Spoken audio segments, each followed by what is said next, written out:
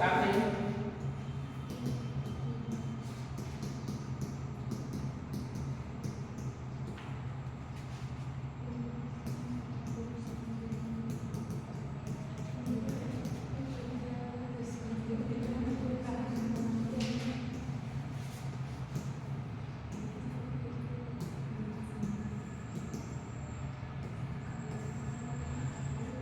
क्या बना रहे थे मोर बहुलक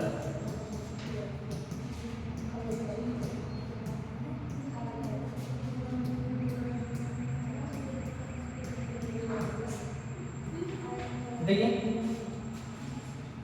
पहला टॉपिक क्या था बहुलक में पहला जो हमारे पास टॉपिक था निरीक्षण द्वारा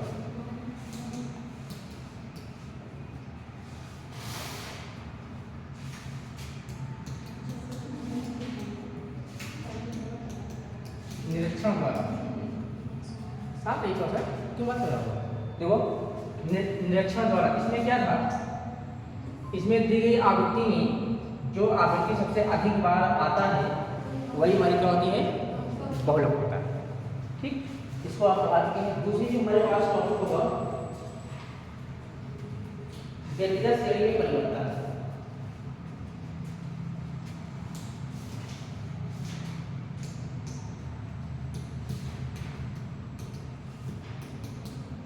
व्यक्तिगत श्रेणी में परिवर्तन ये एग्जाम में आ सकता है व्यक्तिगत श्रेणी में परिवर्तन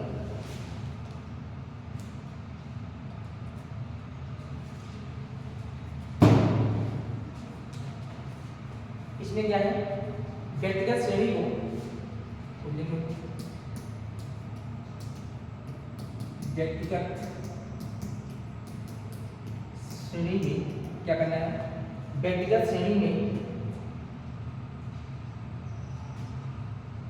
आवांछित व्यक्तिगत श्रेणी को व्यक्तिगत श्रेणी को आवांछित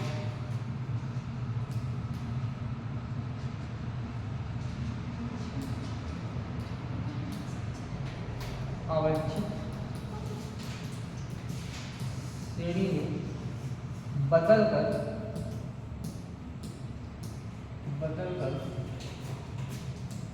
भी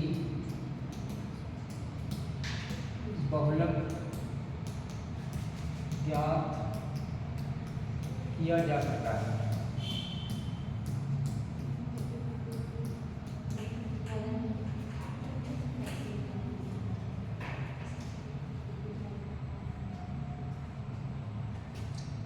नंबर ए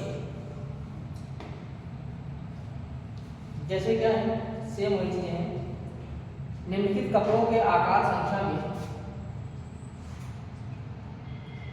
मान लो सेंटीमीटर हमारे पास कोई दिया है सेंटीमीटर दिया है 80 85 80 85 90 100 100 के बाद क्या है 90 85 110 90 85 110 85 90 85 85 90 85 90 95 90 90 95 90 ये हमारे पास कोई श्रेणी नहीं है वही है कुछ नहीं है तो इसमें हम लोग क्या करें सबसे पहले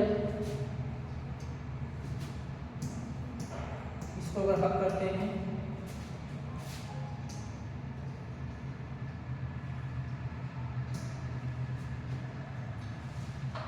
सबसे पहले करना क्या होगा पहले व्यक्तिगत मूल्यों को खंडित या विच्छिन्न श्रेणी में बदलकर लेते हैं जैसे मान लो श्रेणी हो गई हमारे पास श्रेणी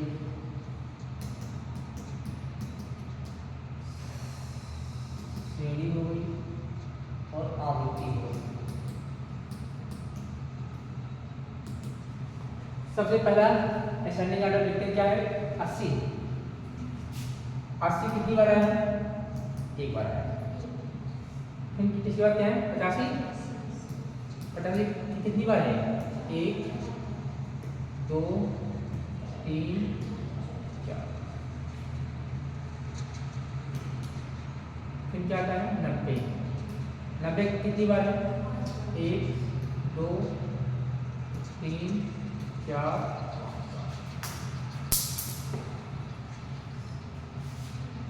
90 5 बार है। 95 एक बार है। 100 एक बार है। 110 कितनी बार है? एक बार।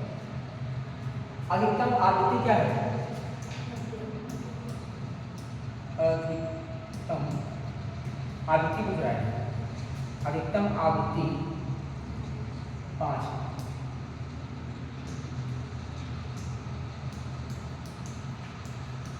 अधिकतम आवृत्ति क्या है? 5। ये वाला 5 है। जिसका पद मूल्य 90 है। जिसका पद मूल्य क्या है? 90। पद मूल्य क्या है? 90 है। अतः बहुलक z बराबर क्या होगा? वही है, वही से दूसरे में आ जाओ।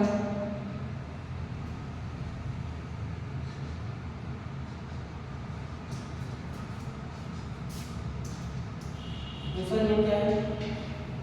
व्यक्तिगत श्रेणी को अवच्छिन्न श्रेणी में बदल दो।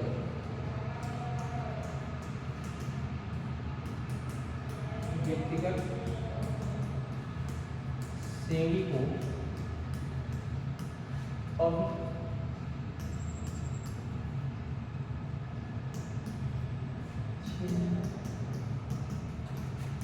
श्रेणी में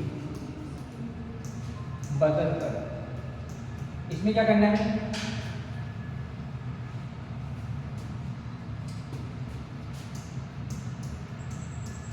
जैसे कक्षा 8 के विद्यार्थियों के कक्षा 8 के विद्यार्थियों के गणित दर्शन के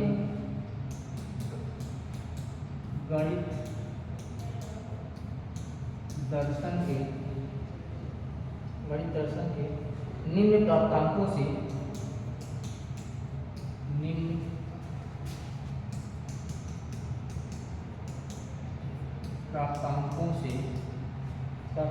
से लिख दीजिए इसको कहते हैं या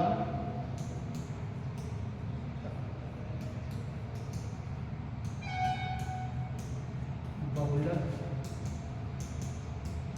ज्ञात करो।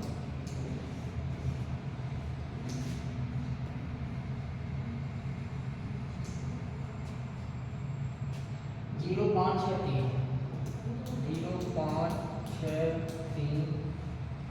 19 22 25 19 22 25 49 42 50 43 28 18 27 28 18 27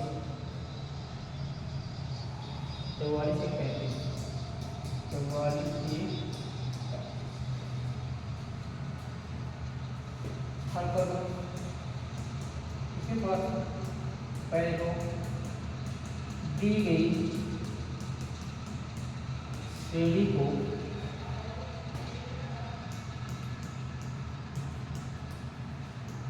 अवच्छिन्न श्रेणी में बदलना। कैसे बदलेंगे? यहाँ प्राप्तांक विद्यार्थियों की संख्या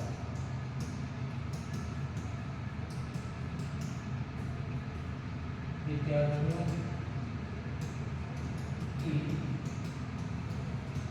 संख्या 0 से 10, देखो 0 से 10 में कितने लोग हैं, यहाँ पर दिया क्या 5, विज्ञान संख्या कितनी है 5। 0 क्या हो जाएगा 1 2 3 4 4 4 4 1 5। 0 से 10 तक हमारे पास संख्या कितनी है 5, यहाँ हम लोग क्या लिखेंगे 5। अब आ जाओ 10 से 20, 10 से 20, 10 से 20 लेना है, 10 से 20 कितने हैं 2। अब चेक कर लो 20 से 30 4, 30 से 40 कितने हैं 1, 40 से 50 कितने लोग हैं, सही है चेक करो। 10 से 20, 10 से 20 में ये आ गया 18 आ गया, बस 2 लोग हैं। 20 से 30 में जाओ, 20 से 30 में क्या आएगा 22 आ गया, 25 हो गया, 28 हो गया, 27 हो गया, बस 4 लोग हैं ना, एक है ना। उपयुक्त सारणी से स्पष्ट होता है कि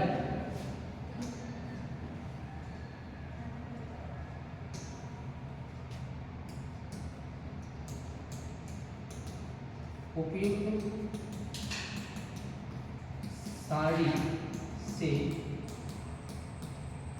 स्पष्ट होता है कि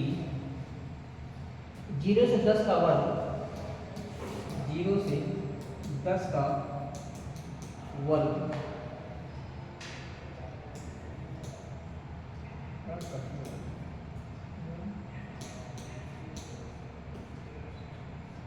वर्ग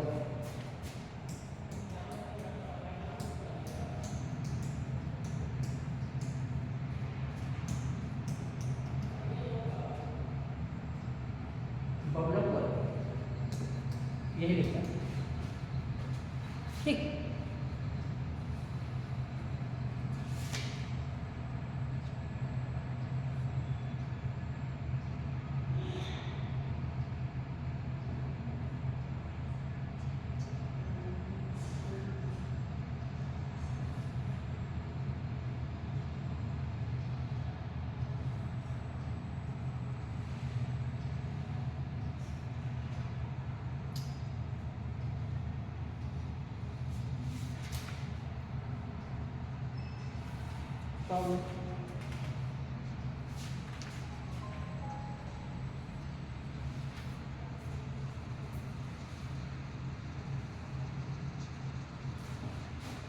तीसरा इसमें जो हमारे पास है क्वेश्चन नहीं दिया गया है,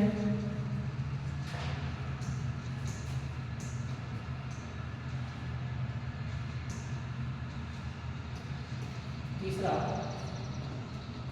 माध्यिका तथा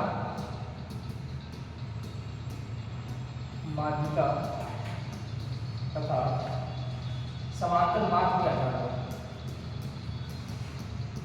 समांतर माध्य के आधार पर।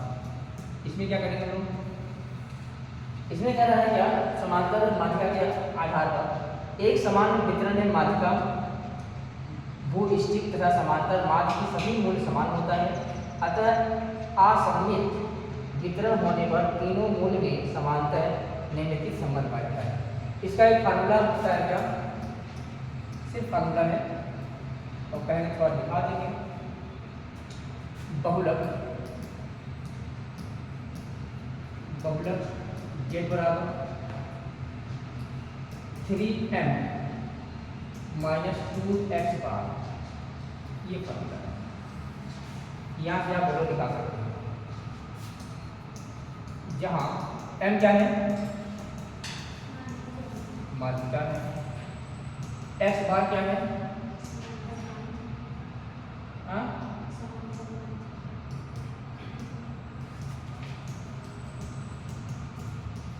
समांतर माध्य।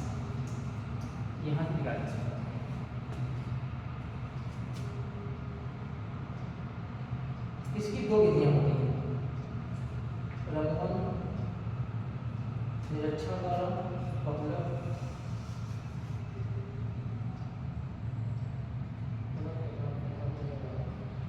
चलो सब देखो।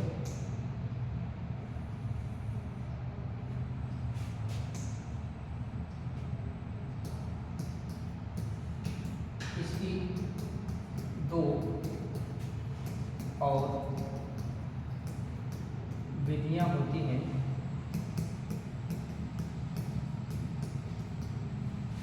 पहला क्या है? निरीक्षण द्वारा।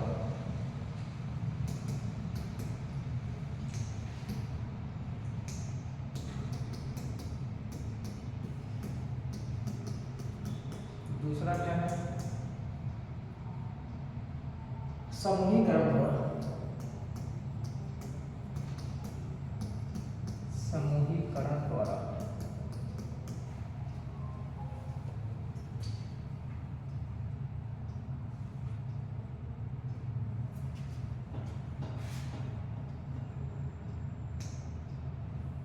समूहीकरण के फार्मूले हमारे पास क्या होते हैं?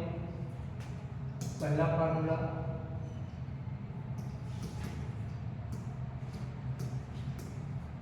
बहुलक, Z बराबर L1 plus F1 minus F0 बटा, ये हाई स्कूल के कोर्स में है, माइनस पढ़े हो कभी, F0 माइनस F2 गुणित I।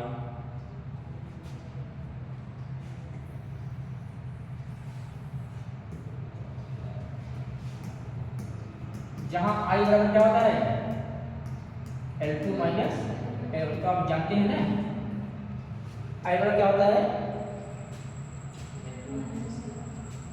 दूसरा फार्मूला क्या है? Z बराबर L2 minus F1 minus F2 F0 बटा 2F1 minus F0 minus F2 होते I। ये दूसरा फार्मूला। इन सभी भाई जान लीजिए क्या क्या चीजें हैं।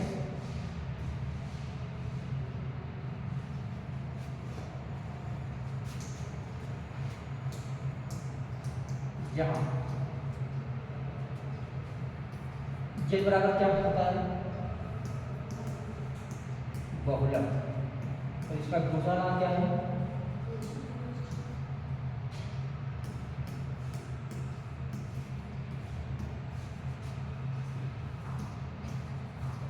आगे क्या कहते हैं?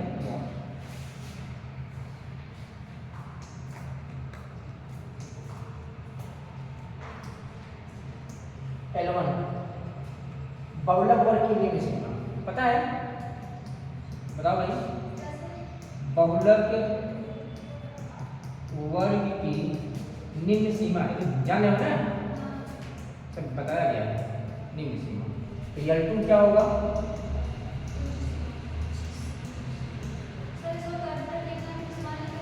कोई दिक्कत नहीं, हाँ, वर्ग की उच्च सीमा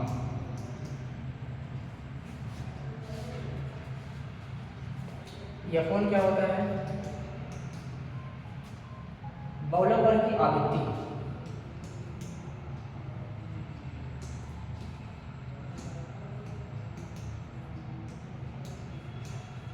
बहुलक वर्ग की आवृत्ति F0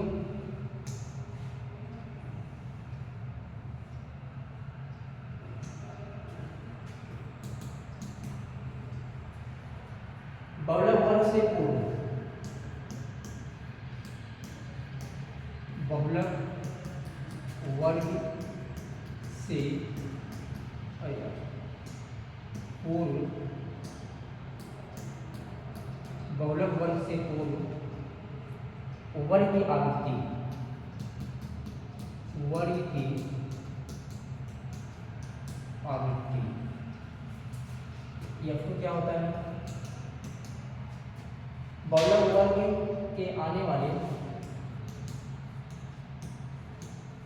बहुलक वर्ग के आने वाले वर्ग की आवृत्ति,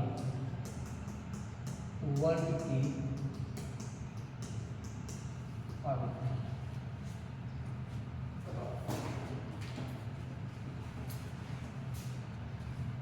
आप लोगों के फर्स्ट सेमेस्टर में जिनका छात्रवृत्ति का फॉर्म नहीं भरा गया, शायद 27, 28, 29 के ना भरा जाएगा, मिस मत करिएगा, भर लीजिएगा। एक बुक और बताना है।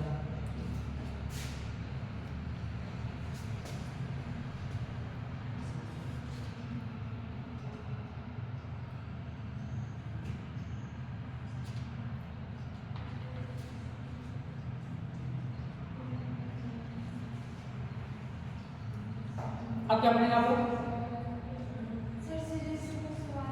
ये सवाल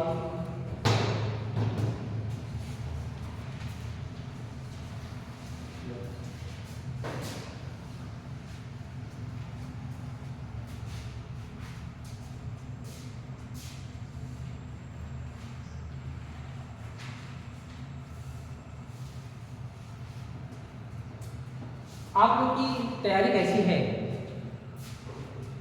कोई चैप्टर ऐसा है जो नहीं तैयार है या समझ में ना आता हो, उसको दोबारा पढ़ लीजिए, फिर से बार पढ़ लीजिए।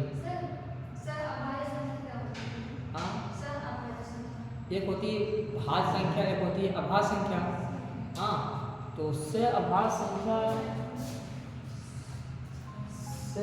संख्या उसी कहते हैं जो हमारे पास क्या होती है, भाज्य संख्याएं होती है। अभाज्य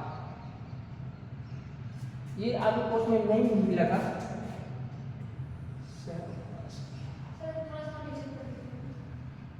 अच्छा, नीचे करना है क्या?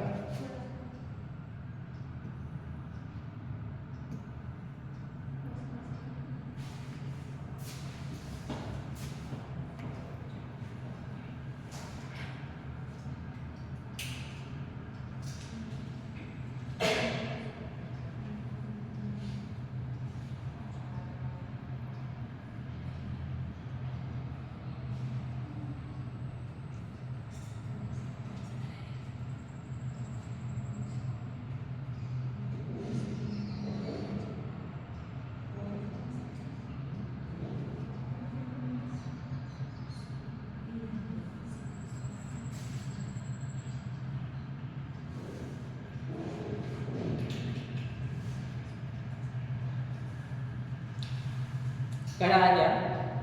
किन्हीं दो प्राकृतिक संख्याओं का ऐसा युग, किन्हीं दो प्राकृतिक संख्याओं का ऐसा युग जिसका केवल एक गुणनखंड हो, केवल एक फैक्टर हो, उसे सहअभाज्य गुणनखंड कहते हैं। हाँ, नहीं, प्राकृतिक संख्या कह रहा है। किन्हीं दो प्राकृतिक संख्याओं का ऐसा युग होता है जिसका एक के अलावा कोई अन्य उभयनिष्ठ गुणनखंड ना हो। हाई स्कूल में हाँ पढ़ाए सही। हाई स्कूल में जब पढ़ाते थे हम लोग, पहला चैप्टर उसी में था, ये सहअभाज्य संख्याएं।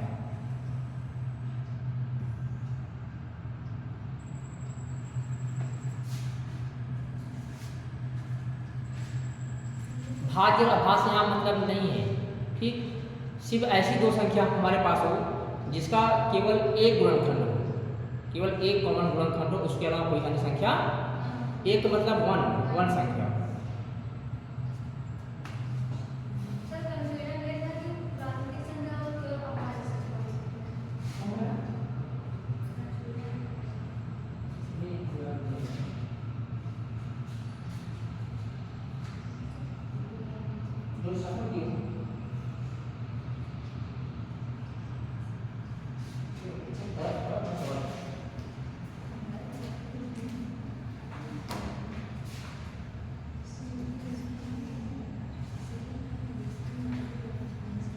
कोई संख्या जब 175 से विभाजित होती है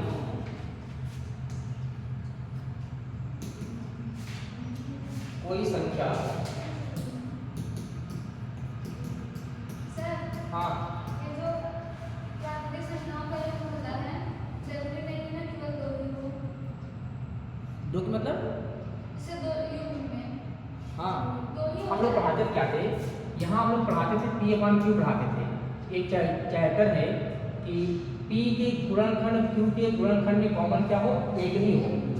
ठीक, ये संख्याएं हैं, ऐसी दो प्रकार की संख्याएं हैं जिनका केवल एक गुणनखंड 1 हो, उसे हम क्या कहते हैं, सहअभाज्य संख्या कहते हैं। मतलब दो ही संख्या हो। हाँ, दो ही संख्या। ठीक, कोई दो दो संख्या को लेना है। कहना कि कोई संख्या जब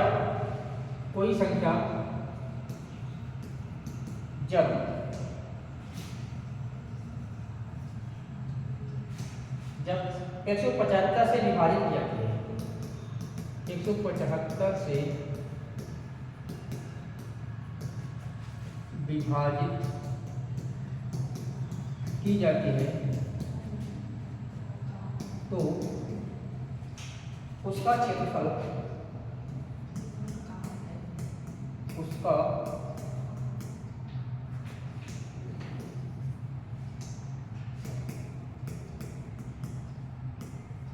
उसका क्षेत्रफल 132 आता है, 132 आता है, उसका क्षेत्रफल 132 आता है। उसी संख्या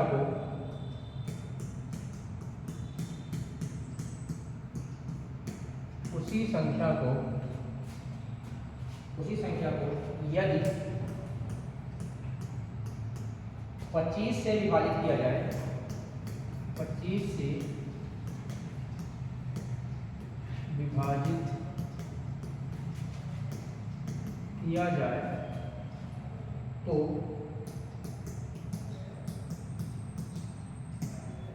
शेषफल कितना होगा।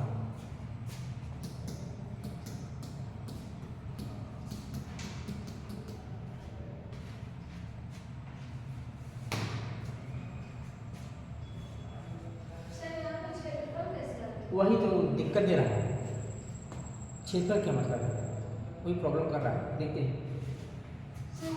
इसको बनाते हैं। कोई संख्या जब 175 से विभाजित की जाती है, 175 हम लोग क्या कर रहे हैं, डिवाइड। आप लोग जान लीजिए, जब 5 से भाग करेंगे तो 28 में तो क्या होगा, 5 पचम 28 में दो चीज सेम में आए, 32 तो 5 6 30 क्या गया, इसे हम क्या कहते हैं, भाज्य कहते हैं। ये क्या होता है, शेषफल होता है। ये क्या होता है, भागफल होता है। ये क्या होता है, अंग्रेजी में बताया क्या, नहीं है, कई बार बताया मुझे।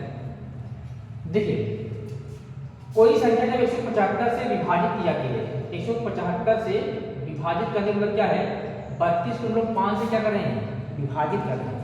इसका मतलब क्या हुआ, भाजक जो मेरे पास मिलेगा, भाजक क्या है, 175। 175 से विभाजित की जाती है तो उसका क्षेत्रफल 132 आता है। इसको क्या क्या मान लेते हैं, शेषफल मान लेते हैं। वह उसका क्षेत्रफल, उसका भागफल तो हो सकता है, हाँ भागफल भी हो सकता है। अरे कॉमन सेंस समझिए, हाँ 175 है यार, देखा जाएगा। आगे बढ़ते हैं। उसी संख्या को यदि 25 से विभाजित किया जाए तो शेषफल कितना आएगा, शेषफल कितना आएगा।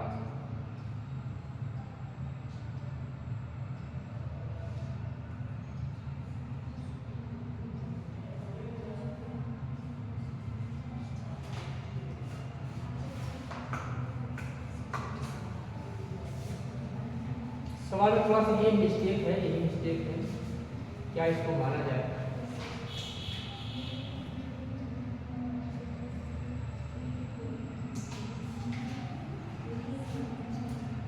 फार्मूला जो हम जानते हैं इस टाइप का,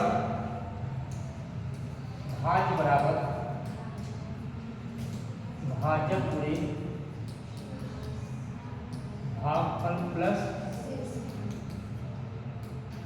शेषफल। ये फार्मूला मेरे पास होगा।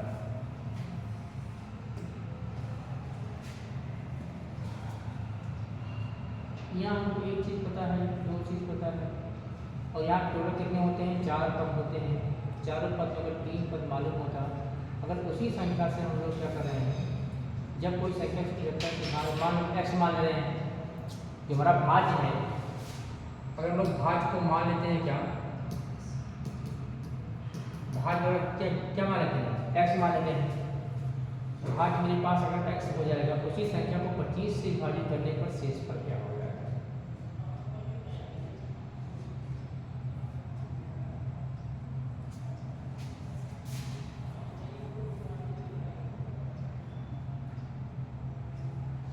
भाज्य एक्स मान ली, भाजक क्या है 175 हो गया, बोलते भागफल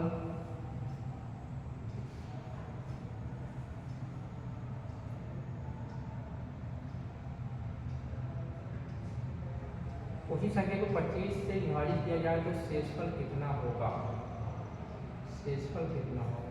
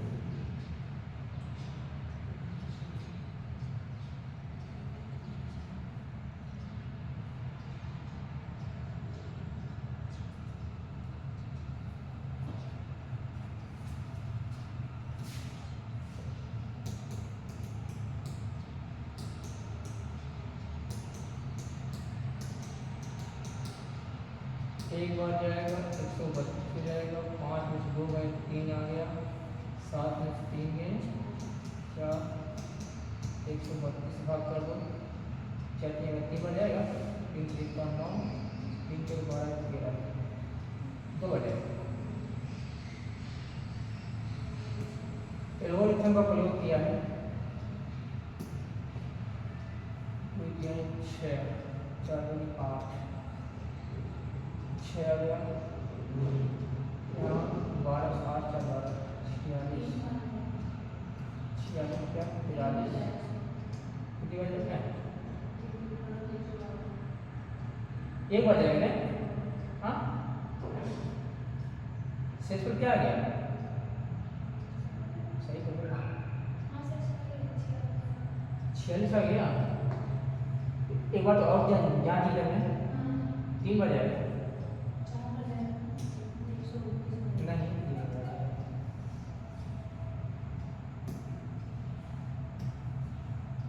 अच्छा हम हासिल देखते हैं 9 चढ़ते हैं 12 सही है, 12 9 3 12, यहाँ कितना बचा एक ना, एक 13 से भाग करो 42 में, तो 13 39, 9 4 13,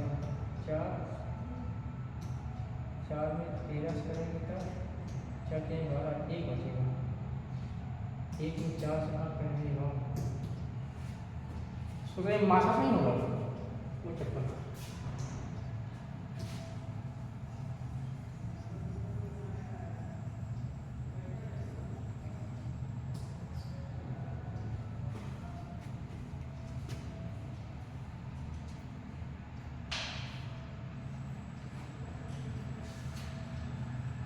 सवाल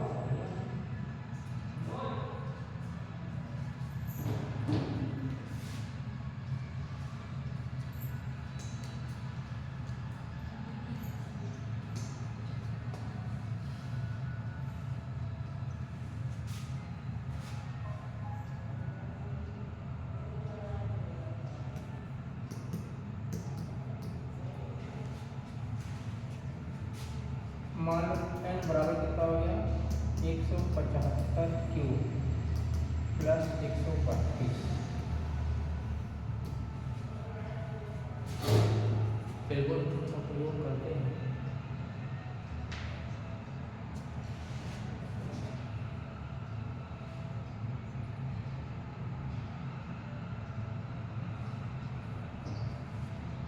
सवाल में क्या करना है,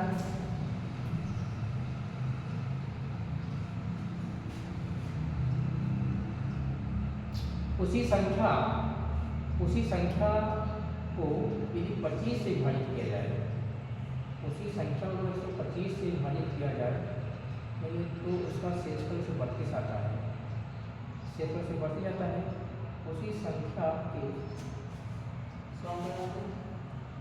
उसी संख्या को 25 से भाग किया जाए, उसी संख्या को 125 से भाग करते हैं हम लोग, अब देखते हैं कि 175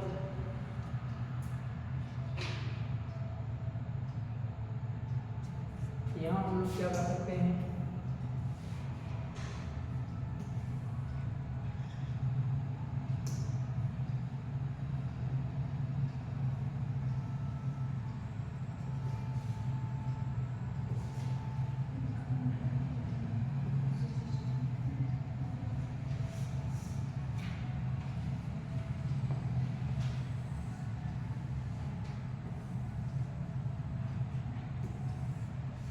कितना अच्छे से लगे 175 हम लोग क्या लिख सकते हैं, 175 को हम लिख सकते हैं क्या 25 गुणित 7, यहाँ हम लिखते हैं n बराबर 25 गुणित 7 क्यूब प्लस 132, 25 गुणित 7 हो गया,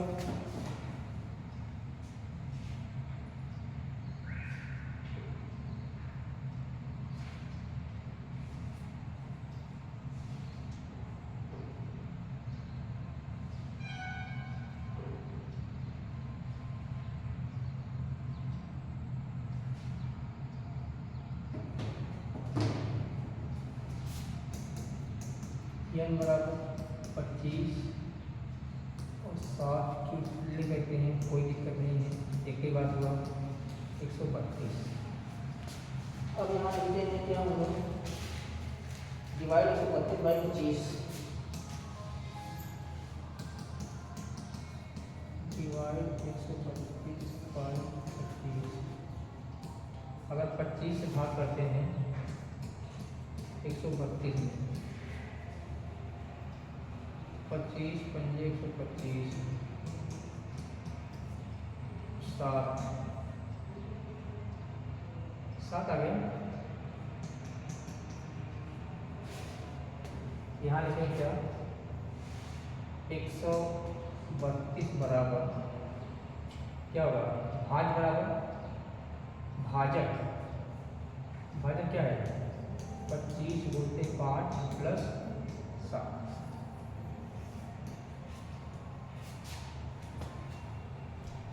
शेष तो क्या गया था, ऐसे आप लगा सकते हो, 7 ऐसे आएगा।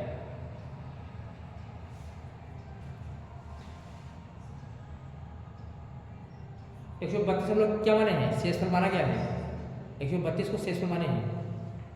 अगर मान लेते हैं हमारे पास कोई नेचुरल संख्या है, ये क्या है नेचुरल संख्या, कोई संख्या है, तो ये क्या है भाज्य है, हमको भागफल नहीं मालूम है, शेषफल क्या आया है 132 आया है। तो 175 को हम लोग क्या लिखेंगे, 175 को लिखेंगे हम लोग क्या, 25 गुणते 7 21 हो गया, तो 25 गुणते कितना हो गया 7 क्यूब। तो अब इसी प्रकार से अगर हम लोग 25 से 32 में डिवाइड करते हैं, 25 में अगर हम लोग 32 से डिवाइड करते हैं तो क्या आएगा, अगर एल्गोरिथम का ये इस फार्मूले का प्रयोग करते हैं, एल्गोरिथम का है ना, भाज बराबर भाजक गुणे भागफल प्लस शेषफल, तो हमारे पास शेषफल क्या आ जाएगा, ऐसे लगाया जाता है। अगला सवाल,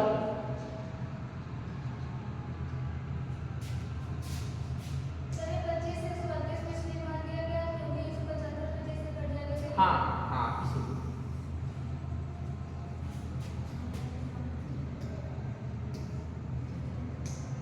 सवाल नंबर 21, एक विद्यार्थी ने एक परीक्षा में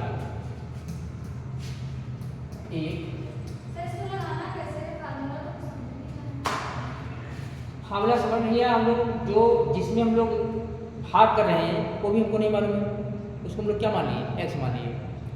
जब x मान लिए तो 175 क्या है, 175 क्या है, हम लोग उससे भाग कर रहे हैं, भाज्य है, सॉरी क्या है भाजक है, तो भागफल भी हमको नहीं मालूम, उसको हम लोग क्यों मान लिए हैं, क्वोटिएंट और प्लस 132 है।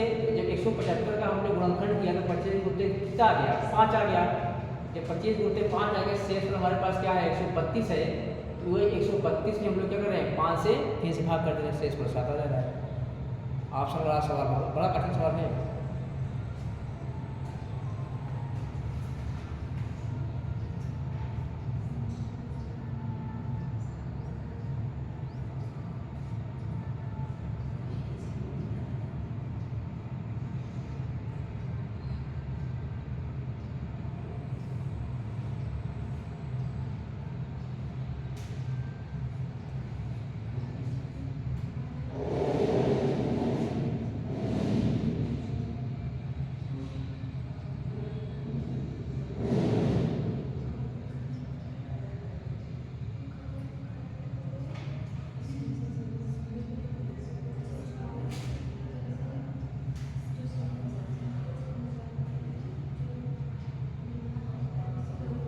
डबल में लिखा गया है, माना की संख्या n है, प्रश्न के अनुसार n को 175 से विभाजित किया जाता है, शेषफल 132 आता है।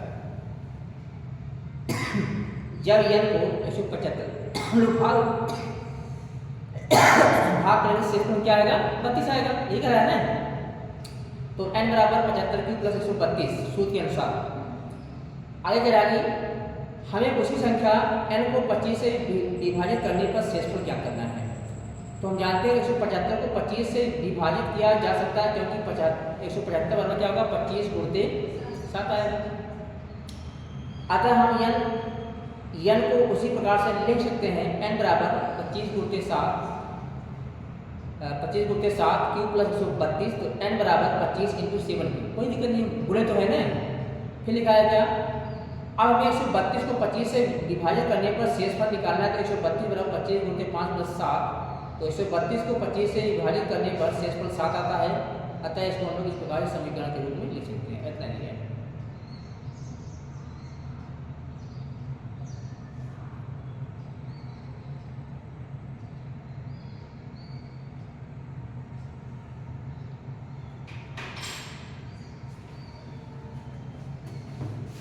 अगला सवाल देखो, एक विद्यार्थी ने एक परीक्षा में इसको आप लोग लगाए होंगे। एक विद्यार्थी ने एक परीक्षा में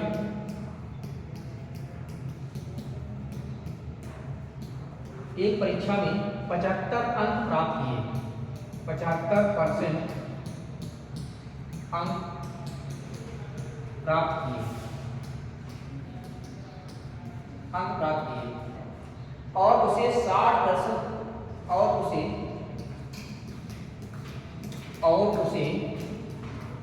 60% अंक प्राप्त करने वाले 60% अंक प्राप्त करने वाले दूसरे विद्यार्थी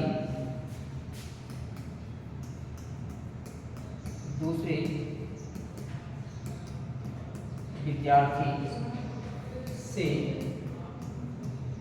30 अंक अधिक प्राप्त हुए, 30 अंक अधिक प्राप्त हुए। ऐसे सवाल नेट का एग्जाम जब देते हैं वहाँ पर भी मिलता है, जो भी मिला। एक पहला जो सेशन होता है जनरल क्वेश्चन आता है और इतना कठिन होता है, रीजनिंग होगा, मैथ होगा, सब कुछ होगा। टाइम बहुत होता है, टाइम सो जाते हैं कभी कभी। 3 घंटे समय होता है। CSIR नेट, साइंस को कहते हैं CSIR नेट, और BE वालों को, आर्ट्स वालों को कहते हैं नेट कहते हैं। 30 अंक अधिक प्राप्त हुए, परीक्षा के अधिकतम अंक मिले। परीक्षा के अधिकतम अंक कितने हैं? अच्छा सवाल, पहले सवाल समझ लीजिए आप लोग। सवाल क्या कह रहा है? सवाल को खूब अच्छी तरह से पहले पढ़ाया जाए। सवाल अगर समझ में आ जाए और सवाल में क्या दिया है, क्या हमको निकालने कह रहा है, तो आप तब प्रयास करते हो लगाने का। अगर आपको सवाल ही नहीं समझ में आ रहा है तो आप नहीं लगा पाएंगे। अगर आपको सवाल समझ में आ रहा है, हाँ सवाल में क्या कह रहा है, क्या पूछ रहा है, क्या दिया गया है, ठीक, तब आप प्रयास कर सकते हो सवाल को लगाने का। पढ़ने के सवाल को क्या कर रहा है? सवाल में कह रहा है कि एक विद्यार्थी एक परीक्षा में 75% अंक प्राप्त करते हैं। ठीक, एक परीक्षा होती है, पहला विद्यार्थी जो होता है एक परीक्षा में 75% अंक पाता है, और उसे 75 अंक प्राप्त किए, और उसे 60% अंक प्राप्त करने वाले दूसरे विद्यार्थी से 30 अंक अधिक मिलता है। भाई दूसरा विद्यार्थी 60% पाया है, इसका मतलब यह है कि पहला विद्यार्थी ज़्यादा नंबर पाया होगा। ठीक, तो 30 अंक अधिक पाया है, ये आपको बता दिया गया कि पहला विद्यार्थी 75% अंक लाया है, वह 30 नंबर ज़्यादा पाया है। 30 अंक प्राप्त अंक अधिक प्राप्त हुए, परीक्षा के अधिकतम अंक कितने हैं? अधिकतम अंक मतलब पूर्णांक कितना है, अधिकतम अंक कितने हैं? तो क्या किया जाए? एक पहला विद्यार्थी 75 पाया है और दूसरा विद्यार्थी क्या पाया है? 60% पाया है। अगर इन दोनों का अंतर हम देखते हैं, अंतर क्या है? अंतर 15%। एक पहला विद्यार्थी जो है 15% अधिक नंबर पाया है, 15% अधिक नंबर पाया है, और 15% कितने के बराबर होगा बताओ? 30 नंबर के बराबर भाई न। जब 15% आपका 15% बराबर क्या है? 30 नंबर है। अगर 1% निकालते हैं तब क्या हो जाएगा? 30 बटे क्या जाएगा? 15 हो जाएगा। तो 30/15 और परसेंटेज को हटाते हैं 100 से, यहाँ पर गुणा करना पड़ेगा।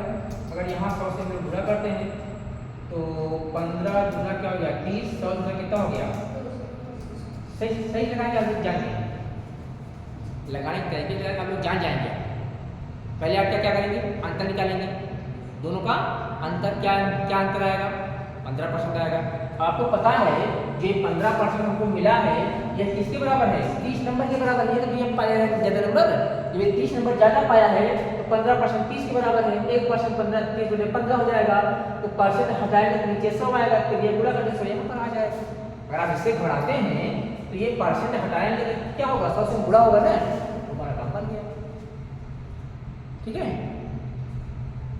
सर जैसे अगर एग्जाम में या इसमें तो मतलब वो गलती है वैसे आएगा तो ऐसे ही लगाना है। बहुत गलती आएगी तो आपको सिर्फ ऑप्शन टिक करना है ना।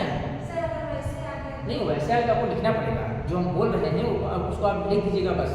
दोनों परसेंटों का अंतर 75% माइनस 60% बराबर कितना है, 15%। अतः 15% बराबर 30 नंबर होगा। अतः 30% बराबर 15% बराबर 30, 1% बराबर 30 बटा 15, 1 बराबर 30 बटे 15 गुणते 100 बराबर 200। ठीक। एज के सवाल को बता दीजिए। कहाँ है बताओ? मैं बोल रही हूँ आप लिखिए। अरे ठीक है, गड़बड़ है भाई, तब गलती हो सकती है ना। अच्छे से आ गया। हाँ, सर एक बार लिख दीजिए। ये 22 नंबर में टिक लगा है, वो भी बता दीजिए। बता दो इसको भी। तो उत्तर बता दीजिएगा जो मैं पूछ अच्छा हाँ, जल्दी करो, 105 में बाकी है। एक मिनट को बोलूं। याद है ना। हाँ, माँ की आयु पिता की आयु से 5 वर्ष कम है। माँ की आयु पिता की आयु से 5 वर्ष कम है। पिता की आयु से 5 वर्ष कम 5 वर्ष कम है। है ना। 10 वर्ष पूर्व। कम 10 वर्ष पूर्व 10 वर्ष पूर्व माँ और पिता की माँ और पिता की पिता की आयु आयु का अनुपात का अनुपात 5:6 है। तो माँ की वर्तमान आयु पिता से कितनी है? तो माँ की वर्तमान आयु पिता से कितनी कितनी है? कम है, यही है। कन्फर्म पता है ना, सवाल याद है, देख के बोल रही हो। नहीं सिर्फ सवाल याद है। अरे भैया, जब आपको सवाल ही याद हो गया है तो कोई दुनिया समझने का आ सकता है। नहीं मतलब ये वैसे ही याद है वैसे नहीं।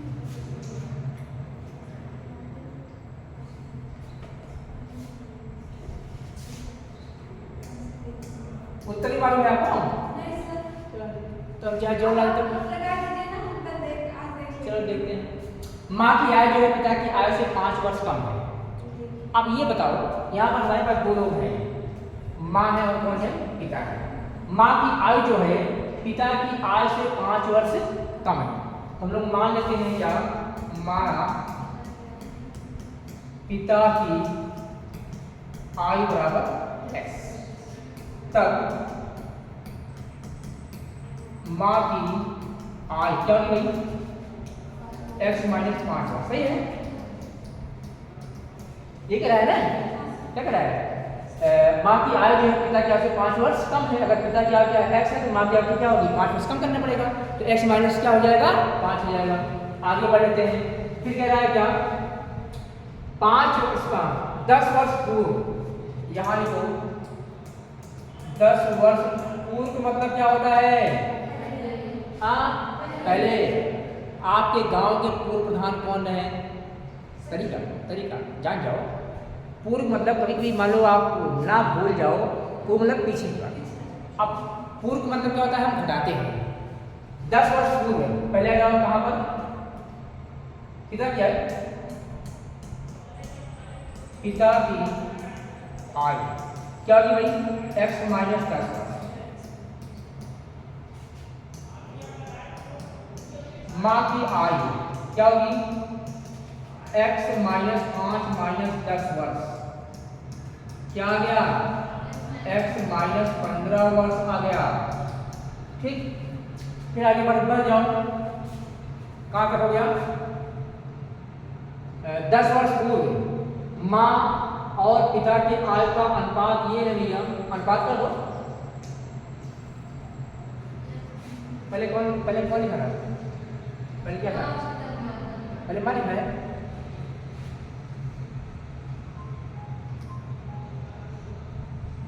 दस वर्ष पूर्व माँ और पिता का, तो पहले माँ में आते हैं।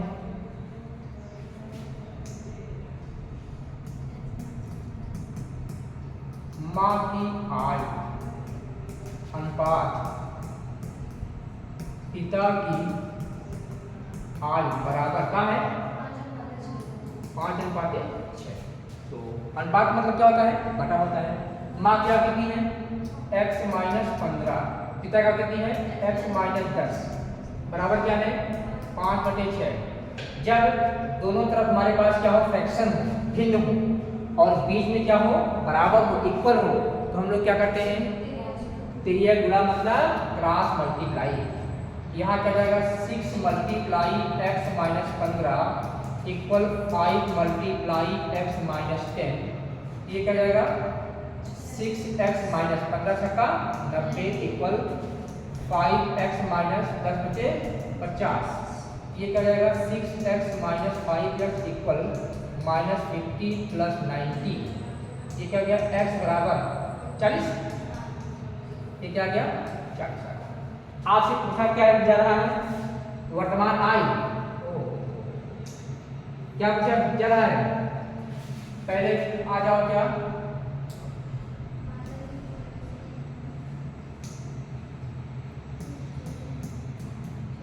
पिता की वर्तमान आय क्या माना गया था भाई? x माना गया था। क्या आ गया? 40 वर्ष आ गया। फिर